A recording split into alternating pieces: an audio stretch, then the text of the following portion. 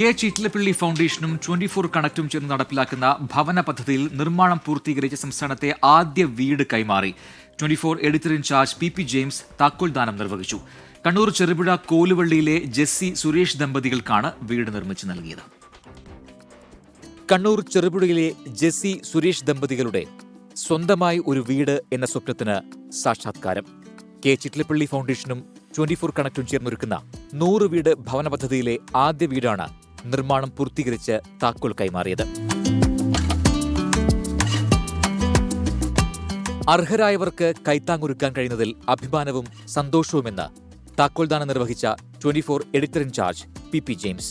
24നെ സംബന്ധിച്ചിടത്തോളം, ഒപ്പം തന്നെ കെ ചിറ്റിലപ്പള്ളി ഫൗണ്ടേഷനെ സംബന്ധിച്ചിടത്തോളം വളരെ അഭിമാനാർഹമായിട്ടുള്ളൊരു സമയമാണ്. 100 വീടുകളാണ് നമ്മൾ നിർമ്മിച്ചു നൽകുന്നത്. അതിപ്പോൾ കണ്ണൂരിലെ ചെറുപുഴയിൽ കോലുവള്ളിയിലാണ് ആദ്യത്തെ മനോഹരമായിട്ടുള്ള ഈ മലയോര ഗ്രാമത്തിലാണ് ആദ്യത്തെ വീട് നൽകുന്നത്. അഭിമാനാർഹമായ നേട്ടമാണ്. മാധ്യമപ്രവർത്തനം ഓഫീസിലിരുന്ന് അല്ലെങ്കിൽ ചാനലിലിരുന്ന് പ്രവർത്തിക്കുക മാത്രമല്ല, താഴോട്ട് ഇറങ്ങി വന്ന് പാവപ്പെട്ട ജനങ്ങൾക്കിടയിലേക്ക് ഇറങ്ങി വരിക എന്നുള്ളൊരു ദൗത്യം കൂടിയാണ് 24 ഏറ്റെടുത്തത്. വാടക വീട്ടിൽ നിന്ന് ജെസ്സിയും സുരേഷും ഇനി സ്വന്തം വീടിന്റെ തണലിലേക്ക്.